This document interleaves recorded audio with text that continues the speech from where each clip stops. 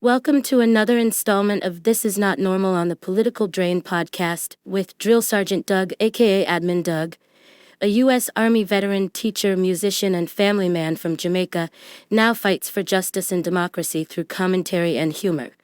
Follow him on YouTube at Political Drain and at Sons of Liberty Official as Drill Sergeant, aka Admin Doug, continues to protect our freedoms. What's up, YouTube? Use your right hand. Drill Sergeant here. And I'm outside of the studio. I needed to take a walk. Things are getting kind of heavy. You saw me talk about what's going on with the Voting Rights Act. You may have seen me talk about, the people that are so far left that the only people they can attack are on the left. And it's ridiculous. It's just getting annoying. What word you're using here when you know the person is for you. That purity test and perfection will destroy any chance we have of fighting the people who are actually Nazis, who actually are gung-ho and taking away voting rights of black people and then poor people after that, who can't wait to have black people as slaves again. If you don't believe me, just go in any TPUSA message group in any college campus in America, not just the South. On the other hand, Ana Kasparian. On the other hand, and she's not why I had to come outside the studio. I mean, this is what's expected of her now. She's just, the rabbit hole is just, it's a shit stain where she is. It's just a brown spot on the ground where she stands. I'm gonna play what she said in case you haven't heard it. If you have, you know what to expect. I'm gonna give some commentary after the Vanguard gives theirs. Vanguard, go check them out. They're really good. But let me play this. And I have a different take. A very personal take. But I'll let them talk. Let's listen. Protest era, a period of time that I remember quite well. I don't think I've ever seen larger, bigger protests in Kansas City, more intense protests in Kansas City than during that summer. Zach and I participated in those protests. A lot of crazy shit we saw. But either way, I'm excited to get Anna's take on this. Pretty wild. So, for instance, after the George Floyd protests happened and everything, there was this culture of people openly saying some pretty horrific things about, people with light skin. Just open racism against white people. And I know that sounds crazy because... At first you might think, she might be talking about lighter skinned black folks or something. But then she makes sure to specify, no, I'm talking about anti-white. Understand this. The main reason why she said light-skinned people first is because as a Armenian, she likes to be able to be a person of color whilst having white skin and getting the benefits of that privilege as well. She loves to have it both ways, which is why she finds herself on the fence so daggone much. Remind yourself of that. That's why she said light skin first. Had to clarify because she realizes that now she's just going all out KKK racism. But remember that's why she said that. Having the cover of being a POC, a person of color, while speaking and getting the privileges of white skin. Racism. That's what defined the George Floyd era. Right. No, definitely not police brutality against black people or racism against black people. No. The most notable theme from that era was actually the anti-white racism. That's what I remember. Imagine that being your takeaway. It's unfathomable because one of the real takeaways, and we've discussed this on the podcast, the George Floyd protests were one of the more formative political experiences of Gavin and I's entire lives up until that point, right? But one of the things that I think was truly inspiring by all of that was the fact that it was a real effort of communities blending together, right? It was white people saying, hey, fuck, we do need to have more people's back when it comes to the police. This is unacceptable. This man just... I'll stop it there because that is the main point of the Vanguard. The rest of what Anna says is just as stupid. Because the thing about the George Floyd protest was there were white people all over the place there. standing in solidarity.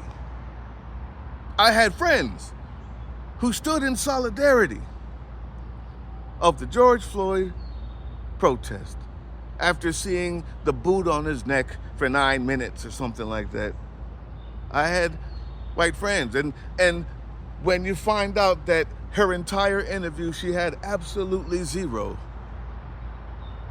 instances, examples, data points, none. This feeling that she has that all of a sudden people were just allowed to say anything bad about all white people was absolutely ridiculous. What happened was we were allowed to see what horrible white people had to say when they laughed at his death. And the good white folks were standing with us. And that brings me to my point. My take is a little bit different. My take is a little bit different because in this time, 5 years later, 6 years later, that's all it took. White people and white old friends of mine have been disappointing. That's why I'm outside.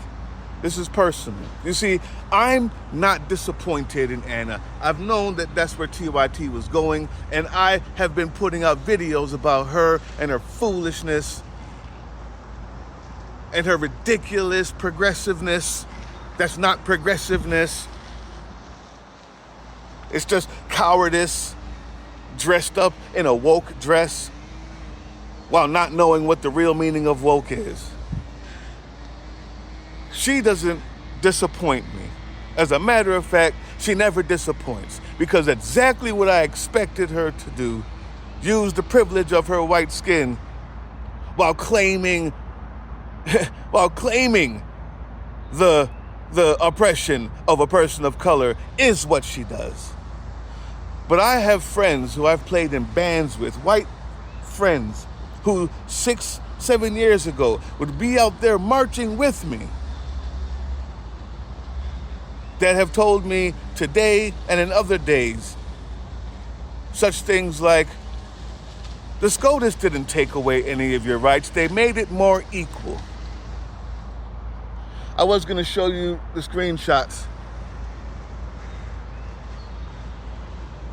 but I decided not to. Not because I don't want to expose Phil Hutchinson,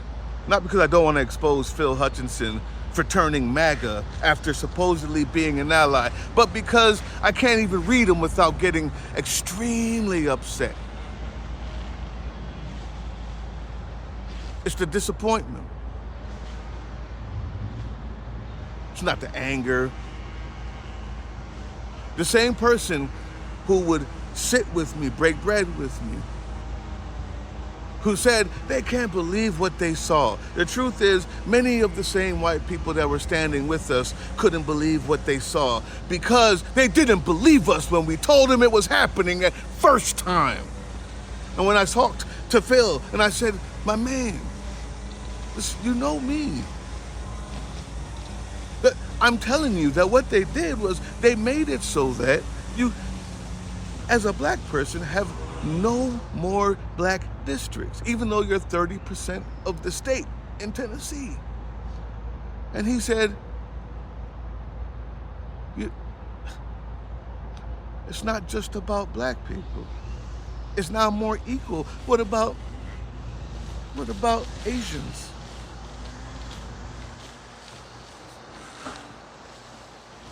What about Hispanics? And I said, motherfucker, the rights that we're fighting for were the ones that we fought for, why they can exist here as well. We're the ones who got it to that place. And you still haven't listened. You don't listen. I said to him, I said, Phil, they're literally pausing elections for the first time in America just so that they can get rid of the black voice. That doesn't scare you. No, that's not what they're doing. They're just trying to comply with the law. And I said, so you're making it more equal, huh, Phil?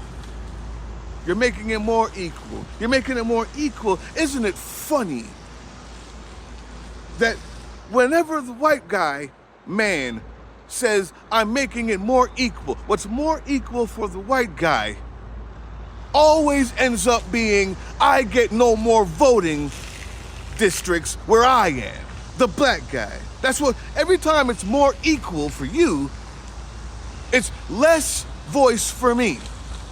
Isn't that funny, Phil? Your boy? Your friend?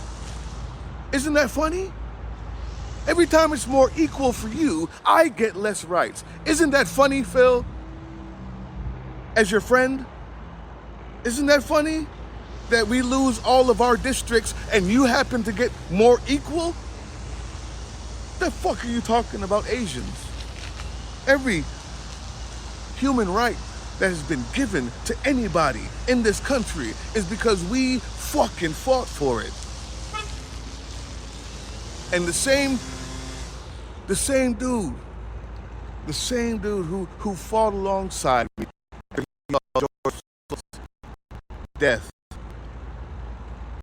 I almost forgot. That was the Political Drain podcast, which can be heard on www.groovechillradio.com/political-drain and can be viewed on the Political Drain YouTube channel anytime.